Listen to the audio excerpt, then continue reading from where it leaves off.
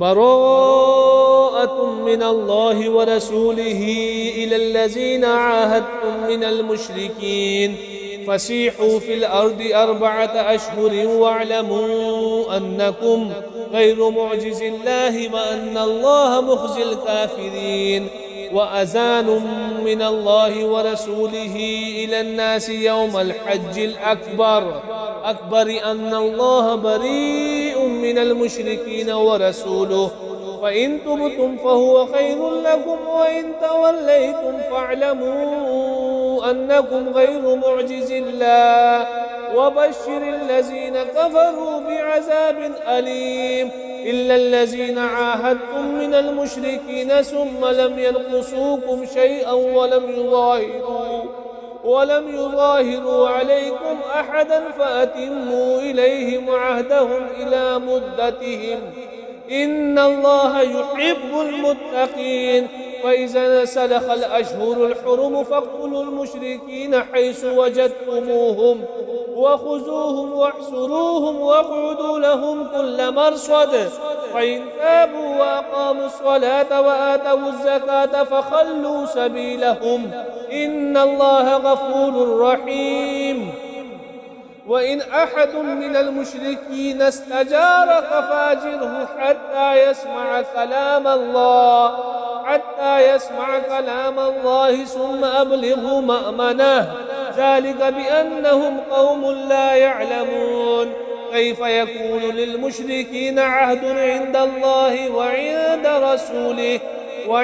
رسوله إلا الذين عاهدتم عند المسجد الحرام فما استقاموا لكم فاستقيموا لهم إن الله يحب المتقين.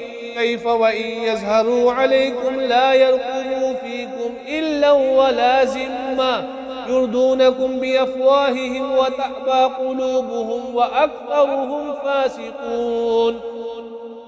اشتروا بآيات الله ثمنا قليلا فصدوا عن سبيله إنهم ساء ما كانوا يعملون.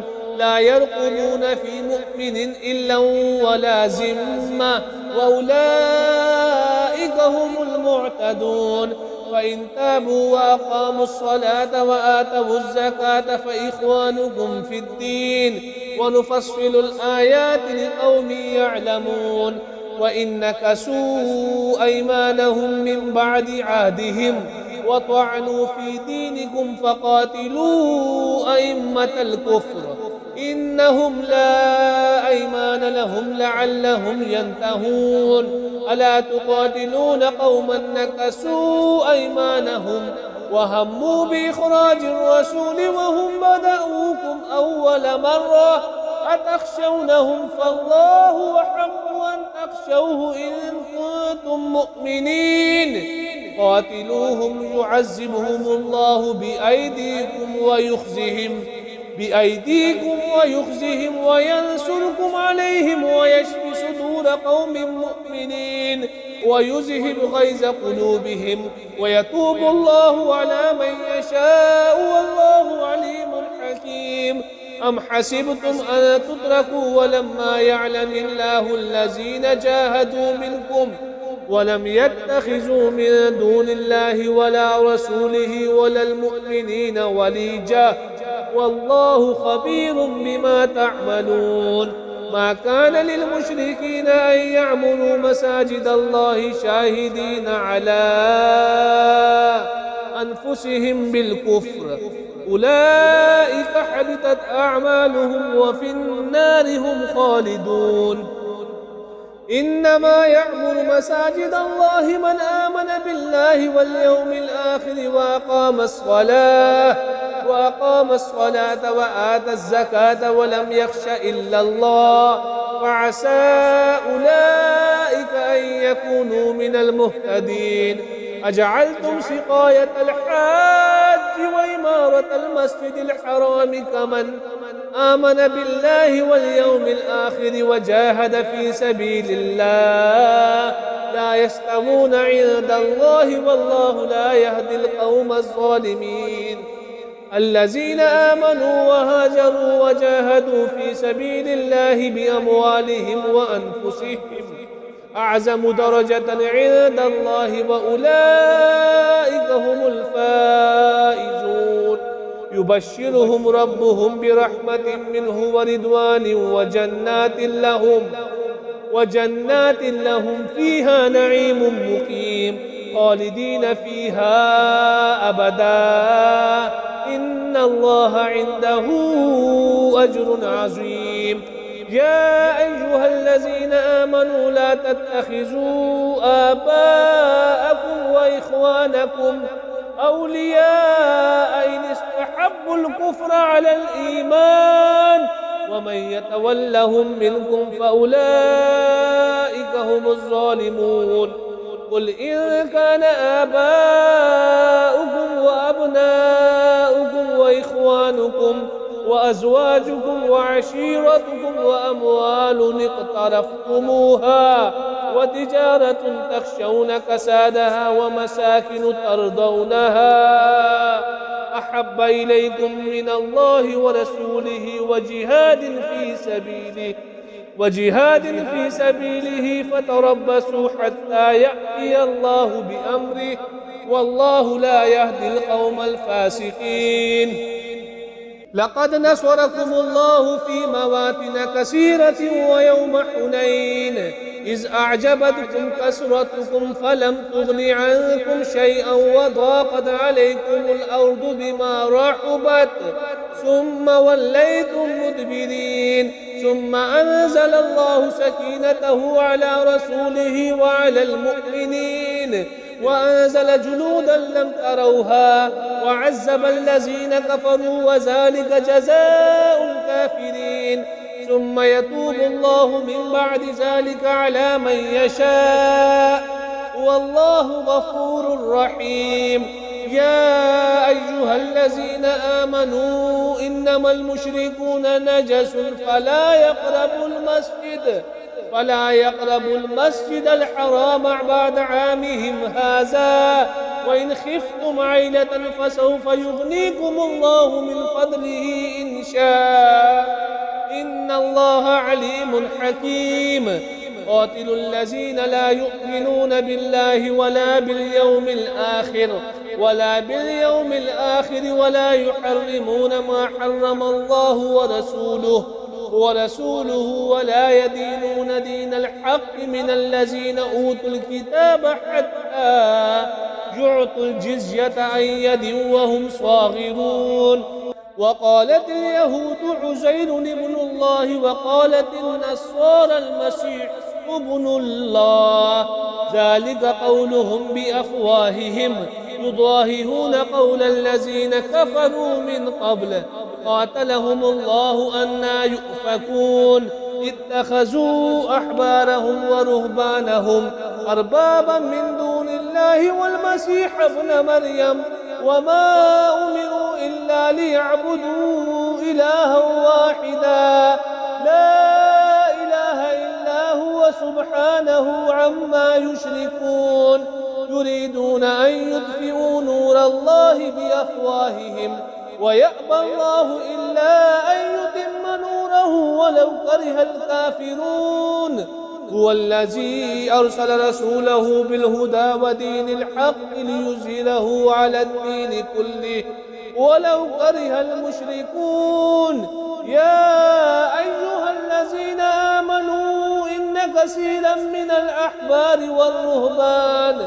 والرهبان ليأكلون أموال الناس بالباطل ويصدون عن سبيل الله والذين يكنزون الذهب والفضة ولا ينفقونها في سبيل الله فبشرهم بعذاب أليم يوم يحمى عليها في نار جهنم فتكوى بها جباههم وجنوبهم وزهورهم هذا ما كنزتم لأنفسكم فذوقوا ما كنتم تكنزون. إن عدة الشهور عند الله 12 شهرا في كتاب الله يوم خلق السماوات والأرض منها 4 حرم ذلك الدين القيم فلا تظلموا فيهن أنفسكم وقاتلوا المشركين كافة كما يقاتلونكم كافة واعلموا أن الله مع المتقين إنما النسيء زيادة في الكفر يضل به الذين كفروا يحلونه عاما ويحرمونه عاما ليواطعوا عدة ما حرم الله فيحلوا ما حرم الله زجن لهم سوء أعمالهم والله لا يهدي القوم الكافرين يا أيها الذين آمنوا ما لكم إذا قيل لكم انفروا في سبيل الله اثاقلتم إلى الأرض أرضيتم بالحياة الدنيا من الآخرة فما متاع الحياة الدنيا في الآخرة إلا قليل إلا تنفروا يعذبكم عذابا أليما ويستبدل قوما غيركم ولا تضروه شيئا والله على كل شيء قدير إلا تنصروه فقد نصره الله إذ أخرجه الذين كفروا ثاني اثنين إذ هما في الغار إذ يقول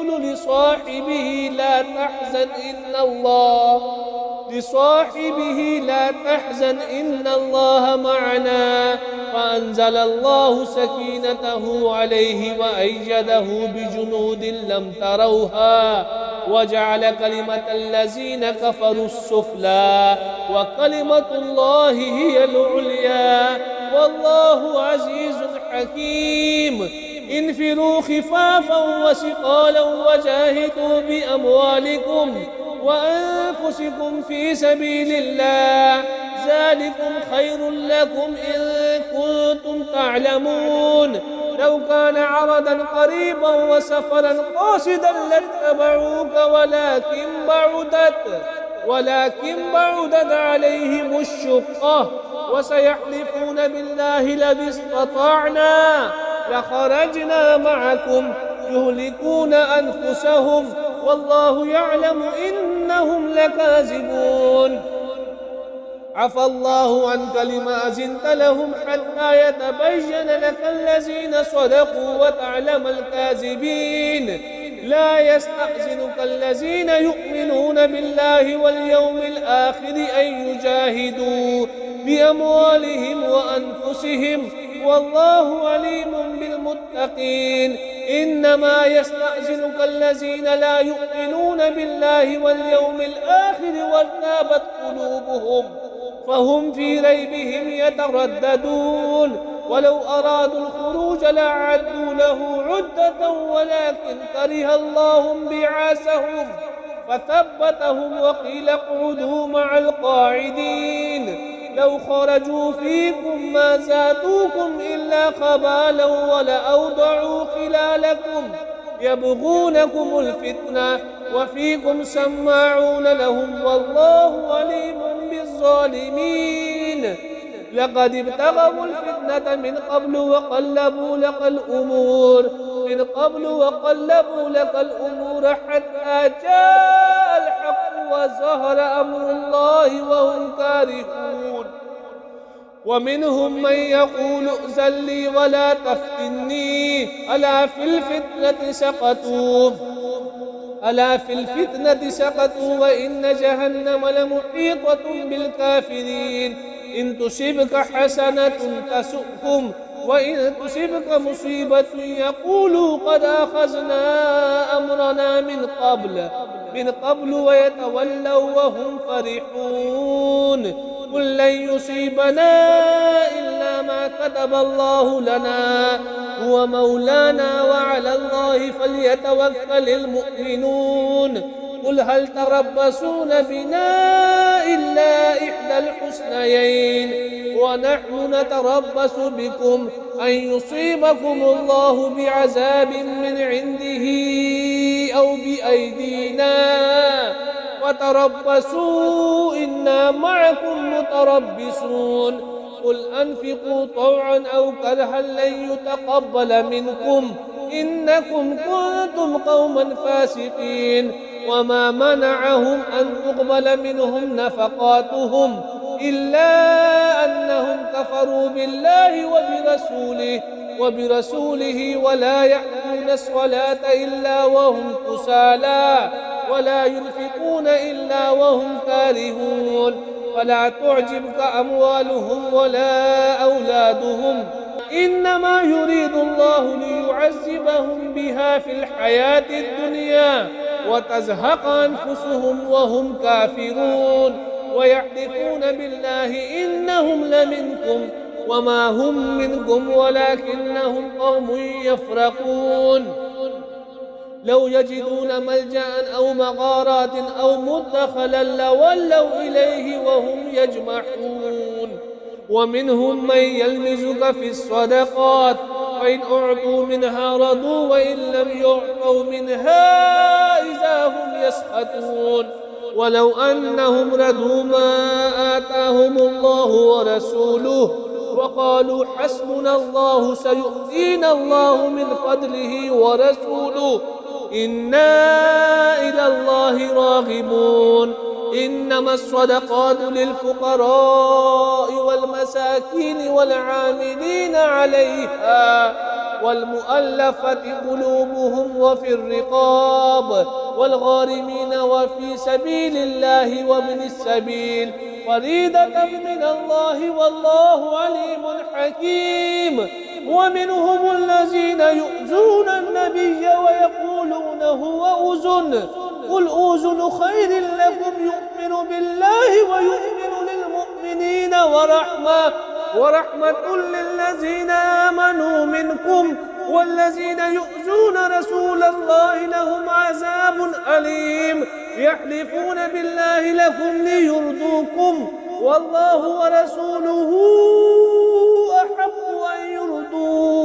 أحق أن يرضوه إن كانوا مؤمنين. ألم يعلموا أنه من يحادد الله ورسوله فأن له نار جهنم خالدا فيها ذلك الخزي العظيم. يحذر المنافقون أن تنزل عليهم سورة تنبئهم بما في قلوبهم قل استهزئوا إن الله مخرج ما تحذرون. ولئن سألتهم ليقولن إنما كنا نخوض ونلعب قل أبالله وآياته ورسوله كنتم تستهزئون. لا تعتذروا قد كفرتم بعد إيمانكم إن نعفو عن طائفة منكم نعذب طائفة بأنهم كانوا مجرمين. المنافقون والمنافقات بعضهم من بعض يأمرون بالمنكر وينهون عن المعروف ويقبضون أيديهم نسوا الله فنسيهم إن المنافقين هم الفاسقون. وعد الله المنافقين والمنافقات والكفار نار جهنم خالدين فيها هي حسبهم ولعنهم الله ولهم عذاب مقيم. كالذين من قبلكم كانوا أشد منكم قوة وأكثر أموالا وأولادا فاستمتعوا بخلاقهم فاستمتعتم بخلاقكم كما استمتع الذين من قبلكم بخلاقهم وخذتم كالذي خاضوا أولئك حبطت أعمالهم في الدنيا والآخرة وأولئك هم الخاسرون. ألم يأتهم نبأ الذين من قبلهم قوم نوح وعاد وثمود وقوم إبراهيم وأصحاب مدين والمؤتفكات أتتهم رسلهم بالبينات فما كان الله ليظلمهم ولكن كانوا أنفسهم يظلمون. والمؤمنون والمؤمنات بعضهم أولياء بعض يأمرون بالمعروف وينهون عن المنكر ويقيمون الصلاة ويؤتون الزكاة ويطيعون الله ورسوله أولئك سيرحمهم الله إن الله عزيز حكيم. حكيم. وعد الله المؤمنين والمؤمنات جنات تجري من تحتها الأنهار خالدين فيها ومساكن طيبة في جنات عدن ورضوان من الله أكبر. ذلك هو الفوز العظيم. يا أيها النبي جاهد الكفار والمنافقين واغلظ عليهم ومأواهم جهنم وبئس المصير. يحلفون بالله ما قالوا ولقد قالوا كلمة الكفر وكفروا بعد إسلامهم وهموا بما لم ينالوا وما نقموا إلا أن أغناهم الله ورسوله من فضله وإن يتوبوا يك خيرا لهم وإن يتولوا يعذبهم الله عذابا أليما في الدنيا والآخرة وما لهم في الأرض من ولي ولا نصير. ومنهم من عاهد الله لئن آتانا من فضله لنصدقن ولنكونن من الصالحين. فلما آتاهم من فضله بخلوا به وتولوا وهم معرضون فأعقبهم نفاقا في قلوبهم إلى يوم يلقونه بما أخلفوا الله ما وعدوه وبما كانوا يكذبون. ألم يعلموا أن الله يعلم سرهم ونجواهم وأن الله علام الغيوب. الذين يلمزون المتطوعين من المؤمنين في الصدقات والذين لا يجدون إلا جهدهم فيسخرون منهم سخر الله منهم ولهم عذاب أليم. استغفر لهم أو لا تستغفر لهم إن تستغفر لهم 70 مرة فلن يغفر الله لهم ذلك بأنهم كفروا بالله ورسوله والله لا يهدي القوم الفاسقين. فرح المخلفون بمقعدهم خلاف رسول الله وكرهوا أن يجاهدوا بأموالهم وأنفسهم في سبيل الله وقالوا لا تنفروا في الحر قل نار جهنم أشد حرا لو كانوا يفقهون وليضحكوا قليلا وليبكوا كثيرا جزاء بما كانوا يكسبون. فإن رجعك الله إلى طائفة منهم فاستأذنوك للخروج فقل لن تخرجوا معي أبدا ولن تقاتلوا معي عدوا إنكم رضيتم بالقعود أول مرة فاقعدوا مع الخالفين ولا تصل على أحد منهم مات أبدا ولا تقم على قبره إنهم كفروا بالله ورسوله وماتوا وهم فاسقون. ولا تعجبك أموالهم وأولادهم إنما يريد الله أن يعذبهم بها في الدنيا وتزهق أنفسهم وهم كافرون. وإذا أنزلت سورة أن آمنوا بالله وجاهدوا مع رسوله استأذنك أولو الطول منهم وقالوا ذرنا لكم مع القاعدين ودوا بأن يكونوا مع الخوالف وطبع على قلوبهم فهم لا يفقهون. لكن الرسول والذين آمنوا معه جاهدوا بأموالهم وأنفسهم وأولئك لهم الخيرات وأولئك هم المفلحون. أعد الله لهم جنات تجري من تحتها الأنهار خالدين فيها ذلك الفوز العظيم. وجاء المعذرون من الأعراب ليؤذن لهم وقعد الذين كذبوا الله ورسوله فيصيب الذين كفروا منهم عذاب أليم. ليس على الضعفاء ولا على المرضى ولا على الذين لا يجدون ما ينفقون حرج إذا نصحوا لله ورسوله ما على المحسنين من سبيل والله غفور رحيم. ولا على الذين إذا ما أتوك لتحملهم قلت لا أجد ما أحملكم عليه تولوا وأعينهم تفيض من الدمع حزنا ألا يجدوا ما ينفقون إنما السبيل على الذين يستأذنونك وهم أغنياء رضوا بأن يكونوا مع الخوالف وطبع الله على قلوبهم فهم لا يعلمون يعتذرون إليكم إذا رجعتم إليهم قل لا تعتذروا لن نؤمن لكم قد نبأنا الله من أخباركم وسيرى الله عملكم ورسوله ثم تردون إلى عالم الغيب والشهادة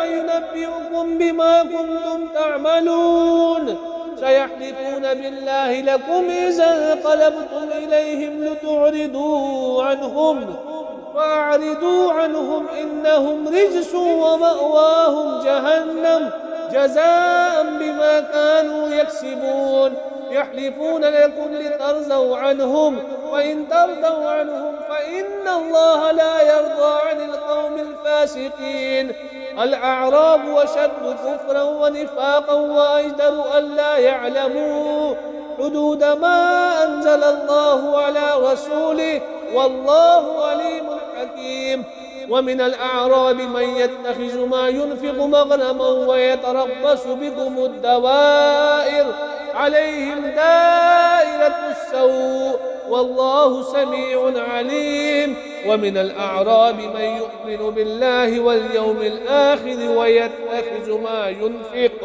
ويتخذ ما ينفق قربات عند الله وصلوات الرسول ألا إنها قربة لهم سيدخلهم الله في رحمته إن الله غفور رحيم والسابقون الأولون من المهاجرين والأنصار والذين اتبعوهم بإحسان رضي الله عنهم ورضوا عنه وأعد لهم جنات تجري تحتها الأنهار خالدين فيها أبدا ذلك الفوز العظيم وممن حولكم من الأعراب منافقون ومن أهل المدينة مردوا على النفاق لا تعلمهم نحن نعلمهم سنعذبهم مرتين ثم يردون إلى عذاب عظيم وآخرون اعترفوا بذنوبهم خلطوا عملا صالحا وآخر سيئا عسى الله أن يتوب عليهم إن الله غفور رحيم خذ من أموالهم صدقة تطهرهم وتزكيهم بها وصل عليهم إن صلاتك سكن لهم والله سميع عليم ألم يعلموا أن الله هو يقبل التوبة عن عباده ويأخذ الصدقات وأن الله هو التواب الرحيم وقل اعملوا فسيرى الله عملكم ورسوله والمؤمنون وستردون إلى عالم الغيب والشهادة فينبئكم بما كنتم تعملون وآخرون مرجون لأمر الله إما يعذبهم وإما يتوب عليهم والله عليم حكيم والذين اتخذوا مسجدا زرارا وكفرا وتفريقا بين المؤمنين وإرصادا لمن حارب الله ورسوله من قبل وليحلفن إن أردنا إلا الحسنى والله يشهد إنهم لكاذبون لا تقم فيه أبدا لمسجد أسس على التقوى من أول يوم أحق أن تقوم فيه رجال يحبون أن يتطهروا والله يحب المطهرين أفمن أسس بنيانه على تقوى من الله ورضوان خير أم من أسس بنيانه على شفا جرف هار فانهار به في نار جهنم والله لا يهدي القوم الظالمين لا يزال بنيانهم الذي بنوا ريبة في قلوبهم إلا أن تقطع قلوبهم والله عليم حكيم. إن الله اشترى من المؤمنين أنفسهم وأموالهم بأن لهم الجنة يقاتلون في سبيل الله فيقتلون ويقتلون وعدا عليه حقا في التوراة والإنجيل والقرآن ومن أوفى بعهده من الله فاستبشروا ببيعكم الذي بايعتم به وذلك هو الفوز العظيم. التائبون العابدون الحامدون السائحون الراكعون الساجدون الآمرون بالمعروف والناهون عن المنكر والحافظون لحدود الله وبشر المؤمنين. ما كان للنبي والذين آمنوا أن يستغفروا للمشركين ولو كانوا أولي قربى من بعد ما تبين لهم أنهم أصحاب الجحيم. وما كان استغفار إبراهيم لأبيه إلا عن موعدة وعدها إياه فلما تبين له أنه عدو لله تبرأ منه إن إبراهيم لأواه حليم. وما كان الله ليضل قوما بعد إذ هداهم حتى يبين لهم ما يتقون إن الله بكل شيء عليم. إن الله له ملك السماوات والأرض يحيي ويميت وما لكم من دون الله من ولي ولا نصير. لقد تاب الله على النبي والمهاجرين والأنصار الذين اتبعوه في ساعة العسرة من بعد ما كاد يزيغ قلوب فريق منهم ثم تاب عليهم إنه بهم رؤوف رحيم. وعلى الثلاثة الذين خلفوا حتى إذا ضاقت عليهم الأرض بما رحبت وضاقت عليهم أنفسهم وظنوا أن لا ملجأ من الله إلا إليه ثم تاب عليهم ليتوبوا إن الله هو التواب الرحيم. يا أيها الذين آمنوا اتقوا الله وكونوا مع الصادقين. ما كان لأهل المدينة ومن حولهم من الأعراب أن يتخلفوا عن رسول الله ولا يرغبوا بأنفسهم عن نفسه ذلك بأنهم لا يصيبهم ظمأ ولا نصب ولا مخمسة في سبيل الله ولا يطؤون موطئا يغيظ الكفار ولا ينالون من عدو نيلا إلا كتب لهم به عمل صالح إن الله لا يضيع أجر المحسنين. ولا ينفقون نفقة صغيرة ولا كبيرة ولا يقطعون واديا إلا كتب لهم ليجزيهم الله أحسن ما كانوا يعملون. وما كان المؤمنون لينفروا كافة ولولا نفر من كل فرقة منهم طائفة ليتفقهوا في الدين ولينذروا قومهم إذا رجعوا إليهم لعلهم يحذرون. يا أيها الذين آمنوا قاتلوا الذين يلونكم من الكفار وليجدوا فيكم غلظة واعلموا أن الله مع المتقين. وإذا ما أنزلت سورة فمنهم من يقول أيكم زادته هذه إيمانا فأما الذين آمنوا فزادتهم إيمانا وهم يستبشرون وأما الذين في قلوبهم مرض فزادتهم رجسا إلى رجسهم وماتوا وهم كافرون. أولا يرون أنهم يفتنون في كل عام مرة أو مرتين ثم لا يتوبون ولا هم يذكرون. وإذا ما أنزلت سورة نظر بعضهم إلى بعض هل يراكم من أحد ثم انصرفوا صرف الله قلوبهم بأنهم قوم لا يفقهون. لقد جاءكم رسول من أنفسكم عزيز عليه ما عنتم حريص عليكم بالمؤمنين رؤوف رحيم. وإن تولوا فقل حسبي الله لا إله إلا هو عليه توكلت وهو رب العرش العظيم.